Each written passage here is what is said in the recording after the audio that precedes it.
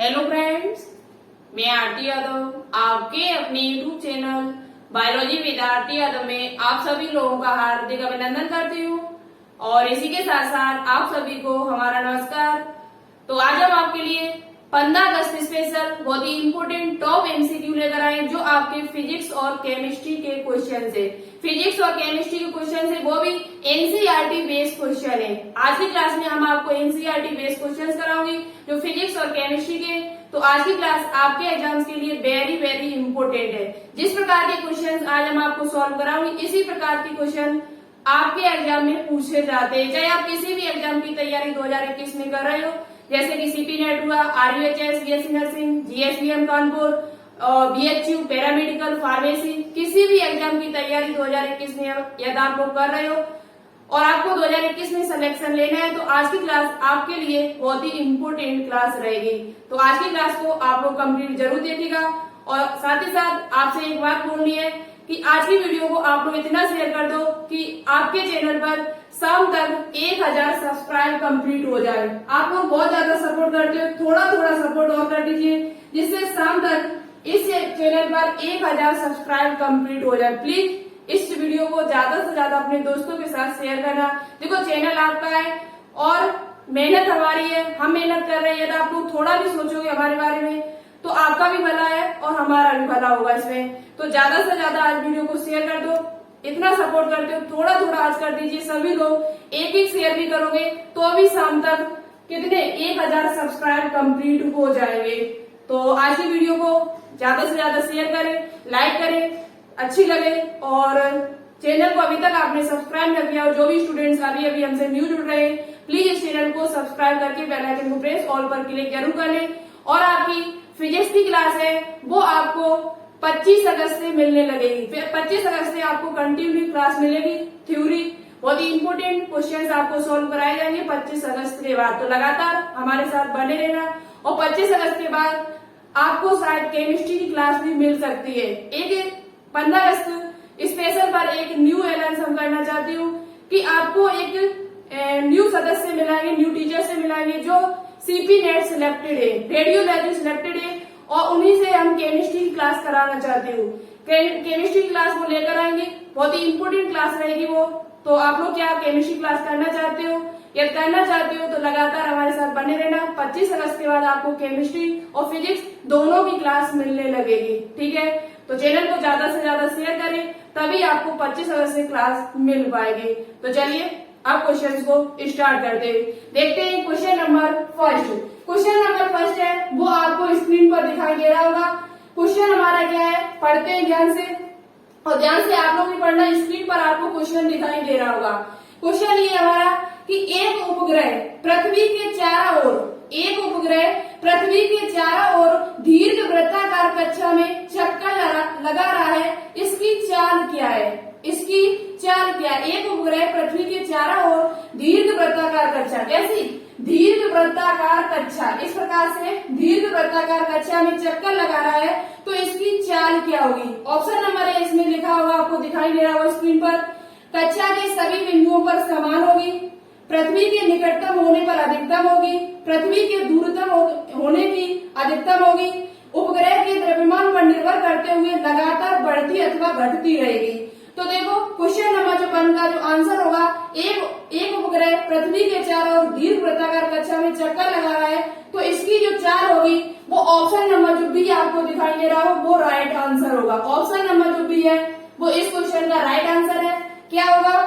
पृथ्वी के निकटतम होने पर, पृथ्वी के एक उपग्रह कोई है और पृथ्वी के जब ये निकटतम आएगा तो इसकी जो चाल होगी वो कैसी होगी? निकटतम होने पर अधिकतम होगी। कैसी होगी? अधिकतम। पृथ्वी की जो उपग्रह है उसकी जैसे वो पृथ्वी के निकट आएगा उपग्रह, तो उसकी जो चाल होगी वो कैसी होगी? अधिकतम होगी। जैसे ही वो निकट आएगा तैसी चाल उसकी जो होगी वो कैसी हो जाएगी? अधिकतम हो जाएगी। कैसी हो जाएगी? अधिकतम। तो ऑप्शन नंबर जो बी होगा वो इस क्वेश्चन का राइट आंसर होगा। बात करते हैं क्वेश्चन नंबर 2 पे।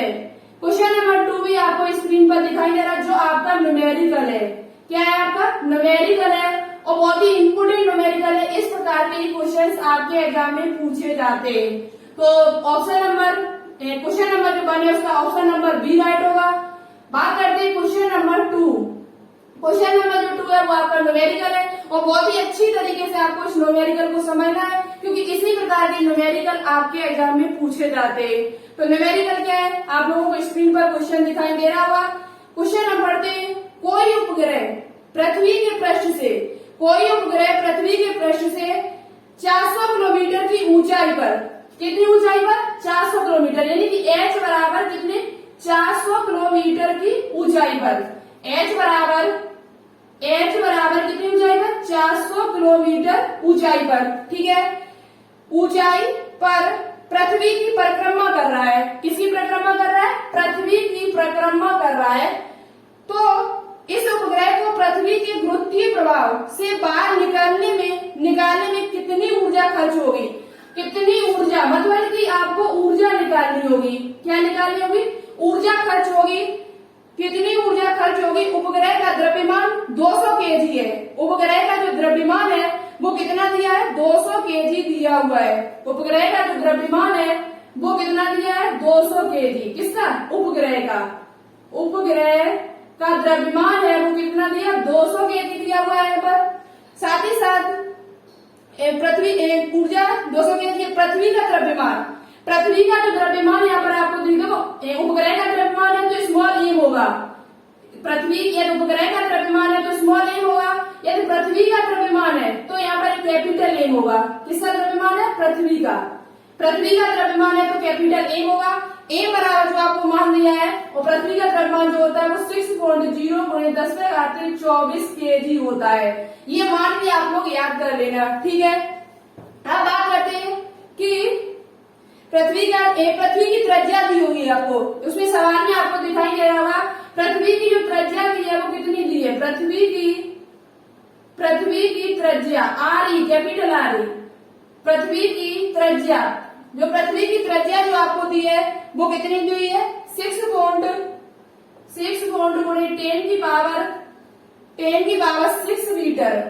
10⁻6 मीटर, ठीक है, 6 मीटर दी हुई है। अब बात करते हैं, अब यहाँ पर जो कैपिटल जी का जो मान दिया आपको दिखाई दे रहा होगा, कैपिटल जी का जो मान है, गुरुत्वाकर्षण निर्दान का जो मान होता है वो 6.67 ×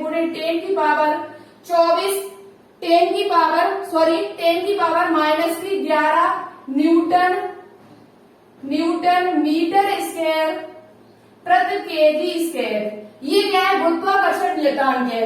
देखो आपको न्यूमेरिकल में क्या करना है, न्यूमेरिकल आपको एग्जाम में दिया जाए तो सबसे पहले आपको क्या देखना है, उसमें हमको क्या क्या दिया हुआ है, क्या उसमें हमको दिया है वो सभी चीज निकाल के क्या हमसे पूछा गया है, ये यदि आप इतना काम कर लेते हो और जो पूछा जाए उसका यदि आपको फॉर्मूला पता है तो बहुत जल्दी आप क्वेश्चन सॉल्व करोगे। तो देखिए थोड़ा बड़ा न्यूमेरिकल है, देर में होगा लेकिन बहुत ही इंपॉर्टेंट है। इसी प्रकार के न्यूमेरिकल एग्जाम में पूछे जाते हैं आपके। तो देखो एक न्यूमेरिकल हमने आपको बताया, ऊंचाई है वो 400 किलोमीटर है। अब ये 400 किलोमीटर को आपको मीटर में बदलना होगा, किसमें चेंज करना होगा, मीटर में चेंज करना होगा। तो मीटर में जब इसे चेंज करेंगे तो 400 × 1 किलोमीटर बराबर कितने होते हैं, 1000 मीटर होते हैं। तो ये हमारा कितना हो जाएगा, 4 × 10⁻5, 3 ये 2 ये, तो कितनी हो जाएगी, 10⁻5। अब इसे हम क्या करें, यहाँ पे 10 का गुणा कर दिए, किसका गुणा, 10 का गुणा कर दीजिए और 10 का भाग दे दीजिए। तो ये हमारा कितना हो जाएगा, 4 × 10⁻6 और 10 का भाग जब हम 4 में लगाएंगे तो ये 0.4 हो जाएगा। 0.4 × 10⁻6 किलोमीटर, सॉरी मीटर हो जाएगा, ठीक है। ये हमने जब चेंज किया 400 किलोमीटर को तो ये कितना निकल के आया, 0.4 × 10⁻6 मीटर निकल के आ गया है। अब देखो अब आपसे क्या पूछा गया, ऊर्जा आपको निकालनी है, क्या निकालनी, ऊर्जा। अब ये ऊर्जा जो यहाँ पर है वो कौन सी ऊर्जा है, यहाँ पर जो ऊर्जा यहाँ पर अप्लाई हो रही है वो आपकी बंधन ऊर्जा है। बंधन ऊर्जा क्या होती है, तो बंधन ऊर्जा उसे कहते हैं जब उपग्रह को पृथ्वी के गुरुत्वाकर्षण से बाहर, जब किसी उपग्रह को पृथ्वी के गुरुत्वाकर्षण के बाहर भेजने में आवश्यक ऊर्जा, जब किसी उपग्रह को पृथ्वी के गुरुत्वाकर्षण के बाहर भेजने की जो आवश्यक जो ऊर्जा है उसे ही हम बंधन ऊर्जा कहते हैं, उसे ही उपग्रह की बंधन ऊर्जा कहा जाता है। अब बात करते हैं कि बंधन ऊर्जा बराबर होता क्या है। तो देखो जो हमको दिया है वो हमने यहाँ पर लिख लिया है। अब हम आपको यहाँ पर सवाल सॉल्व करा रही हूँ। तो देखो बंधन ऊर्जा बराबर आपको निकालना है, बंधन ऊर्जा बराबर एक फॉर्मूला होता है यहाँ पर, ये फॉर्मूला आप लोग याद करना, GMEM बटे 2REH, ये इसका फॉर्मूला है। यहाँ पर हम इसे सॉल्व कर रही हूँ। तो देखो जी का मान कितना दिया, तो जी का मान मुझे ये दिया, कैपिटल जी का मान है वो 6.67 गुणे 10 की पावर -11 गुणे स्मॉल एम का मान कितना दिया, तो स्मॉल एम का मान दिया 200 केजी बटे, और इसके बाद हमको 2 और आर का मान जो हमको दिया, पृथ्वी की त्रिज्या जो दिया वो 6.4 गुणे 10 की पावर 6 प्लस कैपिटल एच का जो मान दिया हमको वो कितना दिया, 0.4 गुणे 10 की पावर 6। ठीक है, अब इसे हम देखो सॉल्व कर रहे हैं नीचे वाले भाग को, तो 6.67 गुणे 10 की पावर -11 गुणे 200। उसके बाद आपका यहाँ पर एक चीज और रहेगी, सॉरी, स्मॉल एमी का मान रहेगा यहाँ पर। तो एमी का जो हमको मान दिया हुआ है, पृथ्वी का द्रव्यमान हमको दिया है वो 6.0 गुणे 10 की पावर 24, ये पृथ्वी का द्रव्यमान है। जो एमी का मान, ये स्मॉल एम है वो आपका 200 है, और कैपिटल एमी है वो आपका कितना है, 6.0 गुणे 10 की पावर 24। देखो अभी यहाँ पर रखने में थोड़ा टाइम लगा, जब आप खुद सॉल्व करोगे तो बहुत जल्दी सॉल्व होगा। ठीक है, हमें समझाने में थोड़ा टाइम लगेगा क्योंकि बड़ा न्यूमेरिकल है, और कुछ भी छूट गया तो गलत हो जाएगा। तो बात करते हैं गुणे 10 की पावर 6.0 गुणे 10 की पावर 24 अपॉन 2। अब देखो 6.4 और 0.4 को जोड़ेंगे तो 6.8 हो जाएगा, क्योंकि 4 और 4 8 दशमलव 6, 10 में घाते 6 और प्लस में घातों पर कोई परिवर्तन नहीं है, जब गुणा होता है यहाँ पर तो घातें हमारी जुड़ जाती, तो 6 और 6 12 हो जाते, लेकिन चिन्ह किसका था, प्लस का, तो घातों पर कोई परिवर्तन नहीं होता है। भाग का चिन्ह होता तो भाग में घातें घट जाती है, जब गुणों में घातें जुड़ जाती है। तो देखो अभी हमारा हो जाएगा 10 से घाते 6, कितना हो जाएगा, 10 से घाते 6 हो जाएगा। ठीक है, इतना आपको समझ में आ चुका होगा, 2 गुणे 6.8 गुणे 10 की पावर 6। अब देखो आगे सॉल्व करते हैं। देखो दो बिंदी ये और 24 ये, तो देखो इसे हम सॉल्व करें, 6.7 गुणे 10 की पावर 11 गुणे 2 गुणे 6 गुणे 24 और 2 कितने हो जाएंगे, 10 से घाते 26 बटे 2 गुणे 6.8 गुणे 10 से घाते 6। ठीक है, थोड़ा आगे सॉल्व करती हूँ।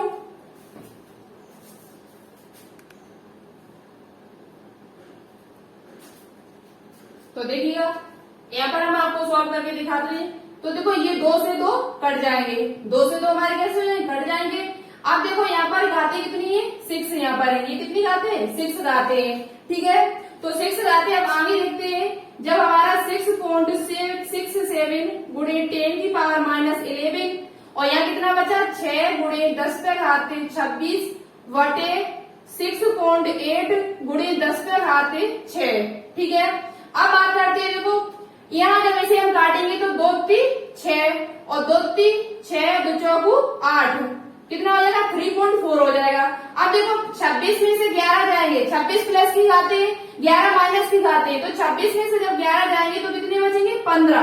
तो यहाँ 6.67 गुणे 10 की पावर, यहाँ पर 3 का गुणा कर लीजिए, 3 ये बचेंगे, तो 3 गुणे यहाँ पर कितने हो जाएंगे, 10 से घाते 15 वटे यहाँ 3.4 गुणे 10 की पावर 6। देखो ये 10 ये जब ऊपर जाएंगे हमारे खाते तो यहाँ पर कितनी हो जाएगी, 15 में से 6 गई 9, कितनी हो जाएगी, 9 हो जाएगी।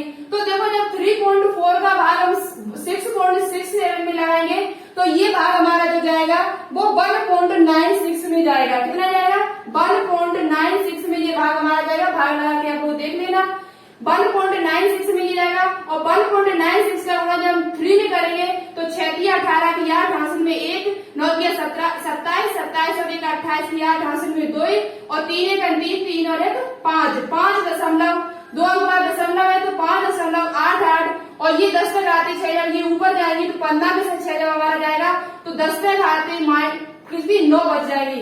10 तक आते 9 यानी 5.88 गुणे 10 की पावर 9 9 आते।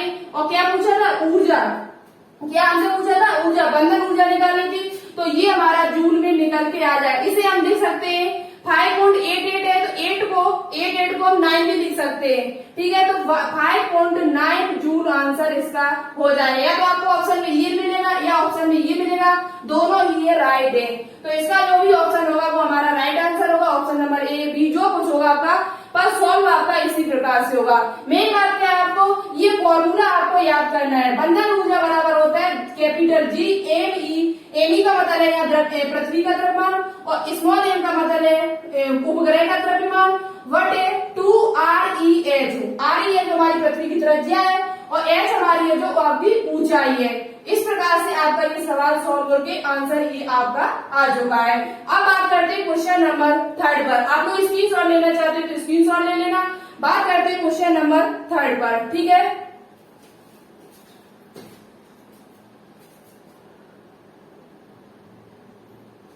तो देखिएगा क्वेश्चन नंबर 3 हमारा है, आपको स्क्रीन पर यहाँ पर क्वेश्चन दिखाई दे रहा होगा। क्वेश्चन ये है हमारा कि किसी पिंड का पलायन वेग देखो सबसे पहले बात करते हैं जो पृथ्वी का पलायन वेग होता है वो कितना होता है। ये क्वेश्चन आपके एग्जाम में पूछा जाता है कि पृथ्वी का पलायन वेग कितना होता है। तो पृथ्वी का पलायन वेग होता है 11.2 मीटर प्रति सेकेंड। पृथ्वी का जो पलायन वेग होता है वो 11.2 मीटर प्रति सेकेंड होता है। क्वेश्चन क्या है हमारा, किसी पिंड का पलायन वेग उसके ऑप्शन नंबर ए लिखा हुआ है यहाँ पर द्रव्यमान के अनुक्रमानुपाती होता है, द्रव्यमान के वर्ग के अनुक्रमानुपाती होता है, B option. Option number C है द्रव्यमान के व्युत्क्रमानुपाती होता है। ऑप्शन नंबर डी है द्रव्यमान पर निर्भर नहीं करता है। तो याद रखिए हमेशा किसी पिंड का पलायन वेग उसके द्रव्यमान पर निर्भर नहीं करता है। ऑप्शन नंबर जो डी होगा वो राइट आंसर होगा। किसी पिंड का पलायन वेग है वो द्रव्यमान पर निर्भर नहीं करता है। द्रव्यमान यानी कि एम पर निर्भर नहीं करता है। ऑप्शन नंबर जो डी होगा वो इस क्वेश्चन का राइट आंसर होगा, द्रव्यमान पर निर्भर नहीं करता है। किसी पिंड का पलायन वेग उसके द्रव्यमान पर निर्भर नहीं करता है, तो ऑप्शन नंबर जो डी होगा वो इस क्वेश्चन का राइट आंसर होगा। कौन सा ऑप्शन, ऑप्शन नंबर जो डी है वो इस क्वेश्चन का राइट आंसर है। बात करते हैं क्वेश्चन नंबर 4। देखो अच्छी समझते जाना, इम्पोर्टेंट क्वेश्चन है, याद कर लेना, लेकिन इम्पोर्टेंट बहुत ज्यादा है। क्वेश्चन नंबर 4 देखते हैं। क्वेश्चन नंबर 4 आपको स्क्रीन पर दिखाई दे रहा होगा। क्वेश्चन क्या हमारा, यदि पृथ्वी का द्रव्यमान ME है, यदि पृथ्वी का द्रव्यमान ME है तथा त्रिज्या RE है, पृथ्वी की त्रिज्या RE है तो गुरुत्वीय त्वरण G है, गुरुत्वीय त्वरण है वो स्मॉल g है। उसके बाद यहाँ पर लिखा हुआ तथा गुरुत्वाकर्षण नियतांक कैपिटल G है तो अनुपात होगा, तो में अनुपात है। आपको ऑप्शन नंबर ए दिखाई दे रहा होगा G बराबर जी एम कैपिटल ME बटे RE स्क्वायर, और दूसरा ऑप्शन आपको दिखाई दे रहा होगा कैपिटल G बराबर जी ME बटे RE। ऑप्शन नंबर सी आपको दिखाई दे रहा होगा कैपिटल G बराबर जी ME स्क्वायर बटे RE। ऑप्शन नंबर डी आपको दिखाई दे रहा होगा स्मॉल g बराबर जी ME बटे RE स्क्वायर। तो देखो इसमें जो संबंध होता है वो आप लोग अच्छे से याद कर लेना। संबंध जो हमारा होता है G बराबर क्या होता है जी ME कैपिटल G ME बटे RE स्क्वायर, क्या होता है बटे RE स्क्वायर। तो कैपिटल गुरुत्वीय त्वरण और गुरुत्वाकर्षण नियतांक और पृथ्वी की त्रिज्या, पृथ्वी का द्रव्यमान में जो संबंध होता है, जो अनुपात होता है वो आपका क्या होता है स्मॉल g बराबर कैपिटल G ME बटे RE स्क्वायर। तो ऑप्शन नंबर जो डी होगा वो इस क्वेश्चन का राइट आंसर होगा। कौन सा ऑप्शन होगा, ऑप्शन नंबर जो डी होगा वो इस क्वेश्चन का राइट आंसर होगा। स्मॉल g यानी कि गुरुत्वीय त्वरण बराबर कैपिटल G ME बटे RE स्क्वायर, ये इसका राइट आंसर होगा। बात करते हैं क्वेश्चन नंबर 5। क्वेश्चन नंबर 5 आपको स्क्रीन पर दिखाई दे रहा होगा। क्वेश्चन क्या है पढ़ते हैं एक बार। केपलर का दूसरा नियम किस संरक्षण पर आधारित है। केपलर का जो दूसरा नियम है वो किस संरक्षण पर आधारित है। केपलर का नियम आपको सर ने पढ़ाया हुआ है, आप गुरुत्वाकर्षण की वीडियो देखना जाके।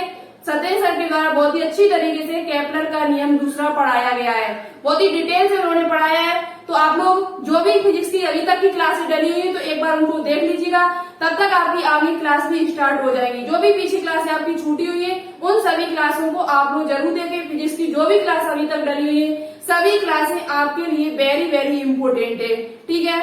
तो बात करते हैं ऑप्शन नंबर ए लिखा हुआ ऊर्जा के, कोणीय संवेग के, ऑप्शन नंबर सी लिखा हुआ रेखीय संवेग के, ऑप्शन नंबर डी लिखा हुआ आवेश के। तो आपको याद कर लेना है बहुत ही अच्छी तरीके से जो केपलर का दूसरा नियम है। देखो केपलर ने 3 नियम दिए थे, कितने नियम दिए थे? 3। तो जो दूसरा नियम है आपका वो किस संरक्षण पर आधारित है? तो वो आपके कोणीय संवेग पर आधारित है। ऑप्शन नंबर जो बी होगा वो राइट आंसर होगा, कोणीय संवेग पर आधारित है। कोणीय संवेग पर आज की क्लास है वो आपको कैसी लग रही है, अनुभव आपको कैसा भी आप फीलिंग हो रहा है आप कमेंट बॉक्स में कमेंट करके जरूर बताएं। इस प्रकार की आपको क्लास कराई जाए तो आपको समझ में आ रहा है कि नहीं आ रहा, हम यहाँ पर क्वेश्चन नहीं लिख रहे और आपको स्क्रीन पर क्वेश्चन दिखाई दे रहा है तो आपको कैसा लग रहा है। और बाकी क्वेश्चन हम आगे बोर्ड पर करा देंगे, ठीक है। अभी कुछ क्वेश्चन फिजिक्स के और है वो सॉल्व कराने के बाद फिर केमिस्ट्री कराएंगे जो बहुत ही इंपोर्टेंट क्वेश्चन है, ओके। तो कोणीय संवेग पर आधारित होता है। केपलर का जो दूसरा नियम है वो किस संरक्षण पर आधारित है? कोणीय संवेग पर आधारित होता है। बात करते हैं क्वेश्चन नंबर 6 पर। क्वेश्चन नंबर 6 हमारा आपको दिख रहा होगा स्क्रीन पर। निम्नलिखित में से कौन सी गतिज ऊर्जा का उदाहरण है? बहुत ही इंपोर्टेंट क्वेश्चन है, वेरी वेरी इंपोर्टेंट क्वेश्चन है ये। निम्नलिखित में से कौन गतिज ऊर्जा का उदाहरण है? ऑप्शन नंबर ए आपको दिखाई दे रहा होगा, पृथ्वी तल से 2 मीटर ऊंचाई पर उठा हुआ 5 kg भार का एक पिंड, पृथ्वी तल से 2 मीटर ऊंचाई, कितनी? 2 मीटर ऊंचाई पर उठा हुआ 5 kg का कोई भार है, 5 kg का कोई भार है, 5 kg भार का एक पिंड है। दूसरा ऑप्शन आपको दिखाई दे रहा होगा चाबी भरी हुई घड़ी का स्प्रिंग। तीसरा ऑप्शन आपको दिखाई दे रहा है भूमि पर लुढ़कती हुई क्रिकेट की गेंद। डी ऑप्शन आपको दिखाई दे रहा होगा बंद बेलन में पिस्टन द्वारा संपीड़ित गैस। बंद बेलन में, बेलन का मतलब एक गैस सिलेंडर कह सकते हो आप, बंद बेलन में पिस्टन द्वारा संपीड़ित गैस। तो देखो इसमें आपको क्या बताना है? गतिज ऊर्जा का उदाहरण बताना है। कौन सी ऊर्जा का उदाहरण? गतिज ऊर्जा का। तो जो ऑप्शन नंबर ए लिखा है कि पृथ्वी तल से 2 मीटर ऊंचाई पर उठा हुआ 5 kg का भार, तो ये तो इसमें तो कोई गतिज ऊर्जा हुई नहीं, उठा हुआ बता रहा है तो गतिज ऊर्जा गत तो कर नहीं रहा है, तो ये ऑप्शन होगा नहीं हमारा। ऑप्शन नंबर जो ए होगा वो आपका नहीं होगा। ऑप्शन नंबर बी क्या है? चाबी भरी हुई घड़ी का स्प्रिंग। तो चाबी भरी घड़ी का जो स्प्रिंग है उसमें तो स्थिर ऊर्जा होती है, तो ये भी ऑप्शन नहीं होगा। तीसरा ऑप्शन है जो आपका लिखा भूमि पर लुढ़कती हुई क्रिकेट की गेंद है, यही ऑप्शन आपका राइट होगा। तो क्वेश्चन नंबर जो 6 का राइट आंसर होगा वो ऑप्शन नंबर सी होगा। जो लुढ़कती हुई गेंद है वो ही आपका कैसा है? गतिज ऊर्जा का उदाहरण है। किसका उदाहरण है? गतिज ऊर्जा का उदाहरण है। देखो आप लोग देख रहे होंगे कितनी गर्मी इस कमरे में है, बहुत ज्यादा गर्मी है और तब भी हम आपको पढ़ा रहे हैं, इतनी मेहनत पड़ रही है। तो आप लोग इतना तो कर सकते हो आज कि आज शाम तक इस चैनल पर 1000 सब्सक्राइब करा दीजिए। ये आप लोग करा दोगे तो हमारा भी मन लगेगा और आगे हम आपको और भी अच्छा पढ़ाने की कोशिश करूंगी, ठीक है। तो बात आपको समझ में आ चुकी होगी कि गतिज ऊर्जा का जो उदाहरण आता है वो क्या है? तो लुढ़कती हुई गेंद, भूमि की सतह पर एक लुढ़कती हुई जो गेंद है वो आपका गतिज ऊर्जा का उदाहरण है। तो ऑप्शन नंबर जो सी होगा वो इस क्वेश्चन का राइट आंसर होगा। बात करते हैं क्वेश्चन नंबर 7। क्वेश्चन नंबर 7 है वो आपका न्यूमेरिकल है, बहुत ही इंपोर्टेंट न्यूमेरिकल है। इस प्रकार के न्यूमेरिकल आपके एग्जाम में पूछे जाते हैं। तो क्वेश्चन नंबर 7 आपको स्क्रीन पर दिखाई दे रहा होगा। आप लोग कमेंट बॉक्स में कमेंट करके ये जरूर बताना कि आपके कितने क्वेश्चन राइट गए हुए, ठीक है। तो क्वेश्चन नंबर 7 आपको दिखाई दे रहा होगा स्क्रीन पर। एक महिला पानी से भरी बाल्टी, एक महिला पानी से भरी बाल्टी जिसका कुल द्रव्यमान, एक महिला है वो पानी से भरी बाल्टी जिसका कुल द्रव्यमान यानी कि स्मॉल एम 4 kg है, ठीक है, 4 kg है। 10 मीटर गहरे कुएं, 10 मीटर गहरे कुएं से 10 सेकंड में खींचती है, उसके द्वारा व्यय की गई शक्ति की गणना कीजिए। यानी आपसे पावर पूछा गया, शक्ति पूछी गई यहाँ पर। तो दिया गया क्या है मुझे? कुएं की जो गहराई है वो कितनी है? 10 मीटर। कुएं की जो गहराई है हमारी, किसी कुएं की जो गहराई है हमारी वो 10 कितनी है? 10 मीटर। कितनी है 10 मीटर है आपकी, ठीक है। तो h बराबर हमको दिया है 10 मीटर और t बराबर हमको दिया हुआ समय जो दिया है वो 10 सेकेंड। कितना दिया है 10 सेकेंड। पूछा आपसे क्या गया है, तो 10 सेकेंड में खींचती है तो उसके द्वारा व्यय की गई शक्ति की गणना कीजिए।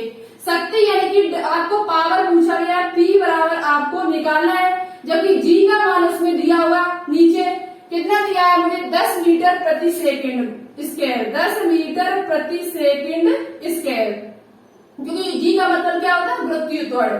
अब आपसे पूछा गया P बराबर आपको निकालना है। अब आपको पता है कि P बराबर होता है W/T। अब W का मान तो आपको कहीं नहीं दिखाई दे रहा होगा, W का मान तो मुझे यहाँ कहीं नहीं दिया हुआ है। तो सबसे पहले आपको क्या करना है, W का मान निकालना है, यानी कार्य निकालना है। तो कार्य कैसे निकालोगे, तो देखो आपको पता है कार्य कैसे निकाल, कार्य का वो फॉर्मूला नहीं लगेगा जो आप लगाते हो 1 गुणे विस्थापन F गुणे T, ये फॉर्मूला आपका नहीं लगेगा। क्या फॉर्मूला लगेगा, बात करते हैं। तो फॉर्मूला यहाँ लगेगा गुरुत्वीय बल के विरुद्ध महिला द्वारा जो किया गया कार्य है, किसके गुरुत्वीय बल के, क्योंकि गुरुत्वीय बल के विरुद्ध महिला के द्वारा कार्य किया गया है वो W बराबर mgh होता है। जब इस प्रकार का आपको G जब यहाँ पर दी जाती है तो आपको फॉर्मूला को नहीं लगा के W बराबर एक होता है F गुणे D, ये फॉर्मूला नहीं आपका लगेगा, तब आपका फॉर्मूला लगेगा mgh।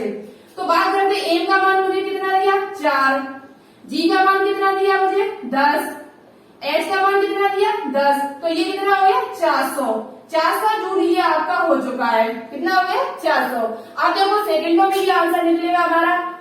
अब मुझे P बराबर निकालना है, तो W/T, W का मान कितना है 400 और T का मान कितना दिया मुझे 10 सेकंड, एक बिंदु से एक, यहाँ पर P बराबर आपका हो जाएगा 40 वाट।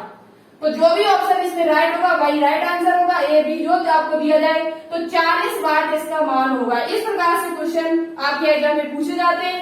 तो P बराबर कितना निकल के आया 40 वाट हमारा निकल के आ गया है। अब बात करते हैं क्वेश्चन नंबर 8, ये भी हमारा फिजिक्स का क्वेश्चन है। आप स्क्रीनशॉट लेना चाहते हो तो स्क्रीनशॉट ले लेना पीछे करके थोड़ा। अब आप करते हैं क्वेश्चन नंबर 8। क्वेश्चन नंबर 8 हमारा आपको स्क्रीन पर दिखाई दे रहा होगा कि 1 किलोवाट बराबर होता है, 1 किलोवाट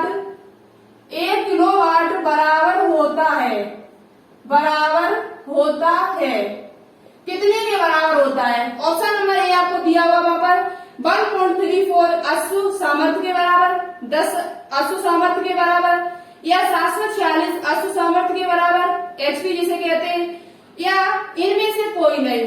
तो देखो आप लोग याद कर लें, यदि आपसे पूछा जाए कि 1 किलोवाट कितने के बराबर होता है, कितने अश्व सामर्थ्य के बराबर होता है, तो 1 किलोवाट जो आपका बराबर होता है वो 1.34 अश्व सामर्थ्य के बराबर होता है। आप जल्दी में ये ना कर लें कि 746 वाट कर दे, 746 वाट आपको नहीं करने। जब 1 किलोवाट आपको पूछा जाए 1 किलोवाट बराबर कितने का होता है, तो 1.34 सामर्थ्य के बराबर होता है, 1.34 अश्व सामर्थ्य के बराबर होता है। तो ये हमारे फिजिक्स के क्वेश्चन कंप्लीट हुए। अब बात करेंगे आगे केमिस्ट्री के क्वेश्चंस को, ठीक है। तो चलिए आगे देखते हैं क्वेश्चन नंबर 9। तो चलिए बात करते हैं क्वेश्चन नंबर 9। देखो ये 9, 10, 11 जो क्वेश्चन लिखा हुआ है ये आपके रसायन विज्ञान के चैप्टर है दैनिक जीवन में रसायन, बहुत ही इंपोर्टेंट चैप्टर है। यहाँ से आपके एग्जाम में क्वेश्चंस पूछे जाते हैं। दैनिक जीवन में रसायन क्या उपयोगी है, ये चैप्टर बहुत ही इंपोर्टेंट चैप्टर है। तो यहीं से हम कुछ क्वेश्चन लेकर आएंगे जो इम्पोर्टेंट है आपके लिए। क्वेश्चन नंबर 9 है आपका, मानव शरीर में संश्लेषित हो सकने वाला अमीनो अम्ल है, मानव शरीर में संश्लेषित होने वाला। तो देखो यहाँ से हम कुछ चीजें आपको क्लियर कर देती हूँ। अमीनो अम्ल जो होते हैं वो आपके 20 प्रकार के होते हैं। जो अमीनो अम्ल होते हैं वो आपके कितने प्रकार के होते हैं, 20 प्रकार के अमीनो अम्ल होते हैं। 20 में जो 10 प्रकार के अमीनो अम्ल होते हैं वो आपके शरीर में बनते हैं। कहाँ पर बनते हैं, शरीर में बनते हैं। तो 10 जो अमीनो अम्ल आपके शरीर में बनते हैं, कहाँ पर बनते हैं, शरीर में जो अमीनो अम्ल बनते हैं उनको कहा जाता है अनावश्यक। ये क्वेश्चन पूछा जाता है कि अनावश्यक अमीनो अम्ल किसे कहते हैं, अनावश्यक अमीनो अम्ल किसे कहा जाता है। तो अनावश्यक अमीनो अम्ल ऐसे अमीनो अम्ल होते हैं जो आपके शरीर में बनते हैं, जो आपके शरीर में बनते हैं उनको क्या कहा जाता है, अनावश्यक अमीनो अम्ल कहा जाता है। जो कितने होते हैं, 10 होते हैं। और 10 आपके जो होते हैं वो आपके कैसे होते हैं, वो आपके भोजन से प्राप्त किए जाते हैं। जो भी हम भोजन खाते हैं, बाहर का जो भी चीज खाते हैं, उनसे जो 10 प्राप्त होते हैं उनको कहा जाता है आवश्यक। जो भोजन के रूप में जो प्राप्त होते हैं वो उनको क्या कहा जाता है, आवश्यक। तो 10 जो होते हैं वो आपको भोजन से प्राप्त होते हैं, जिनको कहा जाता है आवश्यक अमीनो अम्ल। क्या कहा जाता है, आवश्यक अमीनो अम्ल। तो आपसे पूछा जा सकता है कि आवश्यक अमीनो अम्ल किसे कहा जाता है, तो ऐसे अमीनो अम्ल जो हमें भोजन से प्राप्त होते हैं उनको आवश्यक अमीनो अम्ल कहा जाता है, और ऐसे अमीनो अम्ल जो हमें शरीर से प्राप्त होते हैं उनको अनावश्यक कहा जाता है। आप कंफ्यूज ना हो कि अनावश्यक हमारे शरीर में बढ़ रहे तो आवश्यक होंगे, ऐसा नहीं है। जो शरीर में बढ़ रहे वो अनावश्यक है, और जो बाहर से प्राप्त किए जाते हैं, भोजन से प्राप्त किए जाते हैं, उनको कहा जाता है आवश्यक।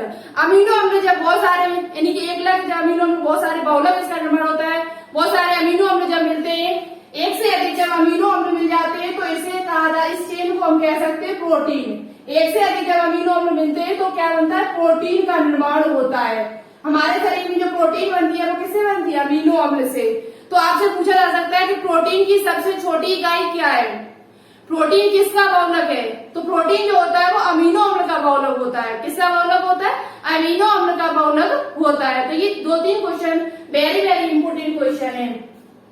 अब बात करते हैं कि मानव शरीर में संश्लेषित होने वाले अमीनो अम्ल कितने। ये वीडियो हमारी जो हमने आपको पढ़ाया जैव अणु में आपका एक टॉपिक था प्रोटीन। प्रोटीन में हमने ये पूरा डिस्कस किया हुआ है। 20 अमीनो अम्ल के नाम हमने आपको बताया, कौन से आवश्यक होते हैं, कौन से अनावश्यक होते हैं। ये वीडियो हमारी पहले से डली हुई है, अभी तक आपने न देखी तो उसे एक बार जरूर देखें, वेरी वेरी इंपोर्टेंट है। ठीक है, चलिए आगे बात कर लेती हूँ।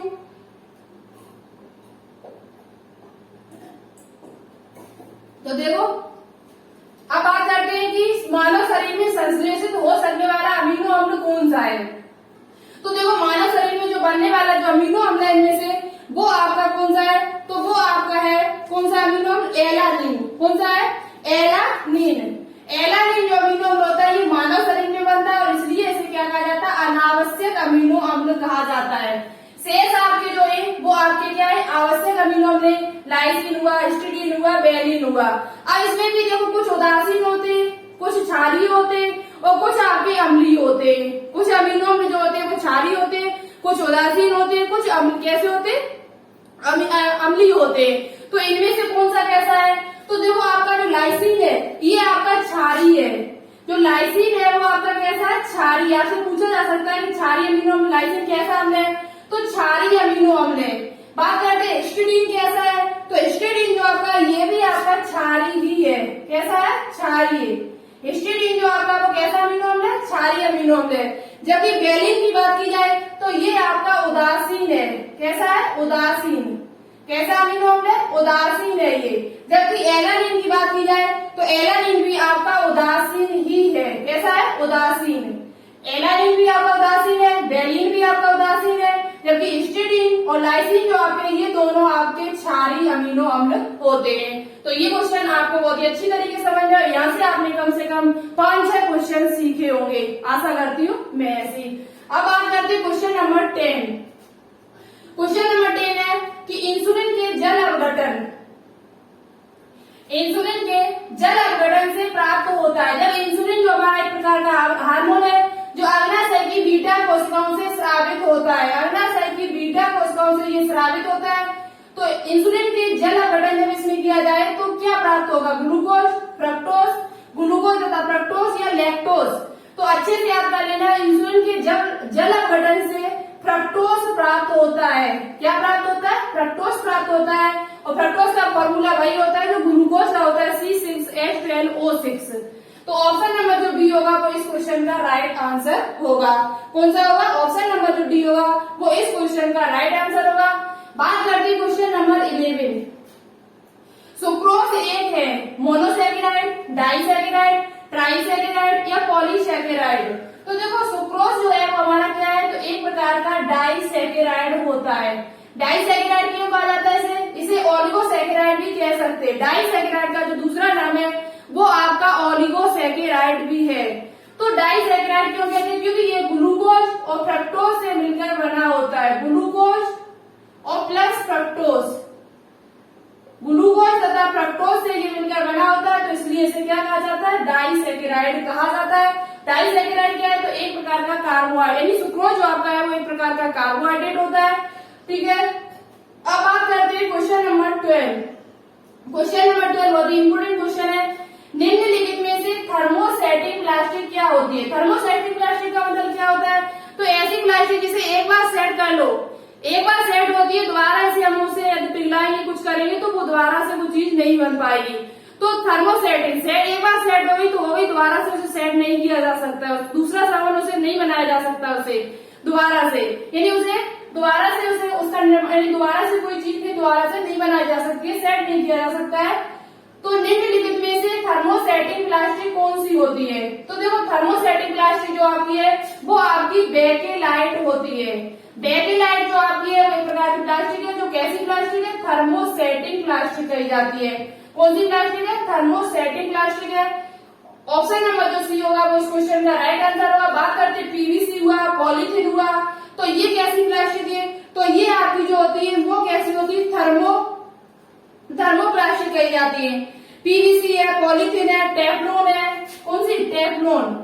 टेफ्लॉन जो आपकी होती है, टेफ्लॉन जो बर्तन बनाने में काम आती है, तो तवे बनाने में काम की जाती है सब लोग। तो पीवीसी, पॉलीथीन और टेफ्लॉन ये आपकी थर्मोप्लास्टिक है।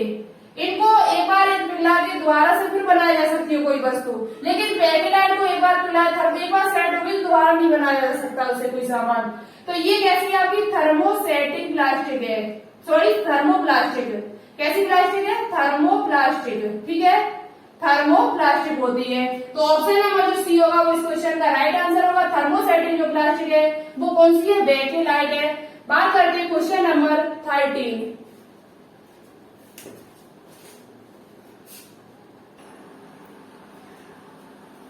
तो देखते हैं क्वेश्चन नंबर 13। क्वेश्चन नंबर 13 आज का हमारा है कि क्लोरोफॉर्म का प्रयोग होता है। क्लोरोफॉर्म का प्रयोग कब होता है? एक कीटनाशक के रूप में होता है, कि औद्योगिक विलाय के रूप में होता है, एक फफूंदी नाशक के रूप में होता है, या अवशोषक के रूप में होता है। तो देखो क्लोरोफॉर्म जो होता है उसका प्रयोग जो आपका होता है वो औद्योगिक विलाय के रूप में होता है। किसके रूप में होता है? औद्योगिक विलाय के रूप में किया जाता है। ऑप्शन नंबर जो सी होगा वो इस क्वेश्चन का राइट आंसर होगा। किसके रूप में होता है? औद्योगिक विलाय के रूप में इसका प्रयोग किया जाता है। तो कौन सा ऑप्शन होगा? सी ऑप्शन राइट आंसर है। आपको क्लोरोफॉर्म का फॉर्मूला बताना होगा। क्लोरोफॉर्म का फॉर्मूला क्या होता है? कमेंट बॉक्स में कमेंट करके सभी बच्चे हमारे जरूर बताइएगा। बात करते हैं क्वेश्चन नंबर 14। क्लोरोफॉर्म प्रकाश की उपस्थिति में वायु द्वारा धीरे धीरे ऑक्सीकृत करके बनाता है। क्लोरोफॉर्म से यदि प्रकाश की उपस्थिति में रख दिया जाए तो वायु के द्वारा धीरे धीरे ऑक्सीकृत होकर ऑक्सीजन उसमें ऑक्सीकृत होकर क्या बनाता है? फॉस्फीन बनाता है, कि फॉर्मिक अम्ल बनाता है, फॉर्मिक क्लोराइड बनाता है, या मेथिल क्लोराइड बनाता है। तो देखो क्लोरोफॉर्म प्रकाश की उपस्थिति में रख दिया जाए तो ये क्वेश्चन जो है वो बहुत ही इंपोर्टेंट क्वेश्चन है, आपसे एग्जाम में पूछा जा सकता है आगे। बहुत ही इंपोर्टेंट क्वेश्चन है। क्लोरोफॉर्म प्रकाश की उपस्थिति में वायु द्वारा धीरे धीरे ऑक्सीकृत करके फॉस्फीन गैस बनाता है। क्या बनाता है? Phosphine gas. और फॉस्फीन जो होती है एक प्रकार की विषैली गैस होती है। कैसी होती है? एक प्रकार की विषैली गैस होती है। कैसी गैस होती है? विषैली गैस होती है। तभी क्लोरोफॉर्म को कभी बाहर खुला हुआ नहीं छोड़ा जाता है, इसे बोतलों में भर के रखा जाता है। तो ये एक प्रकार की कैसी गैस होती है? विषैली गैस होती है। इसका फॉर्मूला होता है COCl2। Carbonyl chloride. क्या होता है? Carbonyl chloride. इसे दूसरा नाम इसका है फॉस्फीन का, वो आपका क्या है? Carbonyl chloride. और ये फॉस्फीन जो होती है वो एक प्रकार की विषैली गैस है। इसका फॉर्मूला क्या होता है? कार्बोनिल क्लोराइड होता है। ठीक है, और कैसी गैस है? विषैली गैस है। तो ऑप्शन नंबर जो ए होगा वो इस क्वेश्चन का राइट आंसर होगा। क्लोरोफॉर्म को एक प्रकाश की उपस्थिति में रख दिया जाए तो वायु के द्वारा धीरे धीरे ऑक्सीजन जब होता है तो उससे क्या कौन सी गैस बनके तैयार होती है? तो फॉस्फीन गैस बनके तैयार होती है, जो एक प्रकार की विषैली गैस है। इसका फॉर्मूला होता है COCl2। ठीक है, क्वेश्चन नंबर जो 15 है इसका आंसर आपको कमेंट बॉक्स में कमेंट करके बताना होगा। औषधियां किसके रूप में अधिक प्रभावी होती है? औषधियां जो होती हैं वो किसके रूप में अधिक प्रभावी होती है? कोलाइडी अवस्था में, जब ठोस अवस्था में कि बिलियन या इनमें से कोई नहीं। इस क्वेश्चन का आंसर आप लोग कमेंट बॉक्स में कमेंट करके जरूर बताएं और साथ ही साथ कमेंट बॉक्स में कमेंट करके ये जरूर बताएं कि आपके 15 क्वेश्चन में कितने क्वेश्चन राइट है। यदि आपके 15 में 12 क्वेश्चन भी राइट जाते हैं तो आपकी तैयारी है जो बहुत ही बेहतरीन है, अच्छा काम कर रहे हैं आप, अच्छी तैयारी कर रहे हैं और आपका सिलेक्शन होने की बहुत ज्यादा संभावना भी है 2021 में। तो आज के क्वेश्चन कैसी लगी, क्लास कैसी लगी, कमेंट बॉक्स में कमेंट करके जरूर बताएं। यदि आपको फिजिक्स और केमिस्ट्री की क्लास चाहिए तो इस चैनल को ज्यादा से ज्यादा आप लोग सपोर्ट कीजिए, अपना प्यार दिखाइए। यदि आप लोग शेयर करते हो, सपोर्ट करते हो और शाम तक 1000 सब्सक्राइब हमारे हो जाते तो 25 अगस्त के बाद आपको फिजिक्स प्लस केमिस्ट्री दोनों की क्लास देने की हम कोशिश करोगे। और आपके कल है मंडे और कल से आपके कंटिन्यू बायोलॉजी का टॉपिक शाम की टाइम और सुबह की टाइम 1000 क्वेश्चन की जो हमारी सीरीज चलती है उसमें हम आपको कल से वो लगातार स्टार्ट करेंगे। ठीक है, तो आज की क्लास आपको कैसी लगी कमेंट बॉक्स में कमेंट करके जरूर बताएं। चैनल को अभी तक आपने सब्सक्राइब न किया तो प्लीज कर दीजिए। क्वेश्चन अच्छे लगे हो, कुछ सीखने को मिला हो आज की क्लास में आपको, तो इस वीडियो को लाइक करें, शेयर करें। तो चलिए आज के लिए इतना ही। एक बार आप सभी को फिर हमारी तरफ से स्वतंत्रता दिवस की ढेर सारी शुभकामनाएं आपको और आपके पूरे परिवार को। तो चलिए आज के लिए इतना ही रखते हैं। ओके, जय हिंद, जय भारत।